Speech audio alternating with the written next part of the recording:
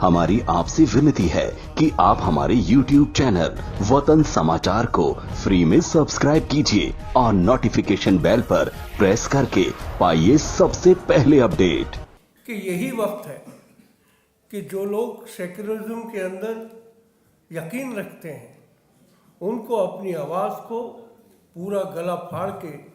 बोलने की ज़रूरत है। जो सही बात करेगा हिंदू भाई, सेक्युलरिज्म की बात करेगा,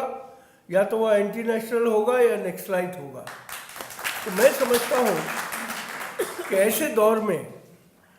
ज़रूरत है हम सब की, जो विरासत में हमको ये आज़ादी दी हमारे बुज़ुर्गों ने, कि अगर इस वक्त भी हम खड़े नहीं हुए तो शायद हम अपना हिंदुस्तानी होने का जो सबूत है वो नहीं दे पाएंगे। और तमाम लोग, और लोग समझ रहे हैं इन तमाम चीज़ों को, जिस तरीके से टेलीविज़न के ऊपर एक ख़ास विचारधारा, एक ख़ास सोच का जिस तरीके से प्रोपेगेंडा हो रहा है, सही सोच रखने वाले डर जाएं और अपनी आवाज़ को दबा दें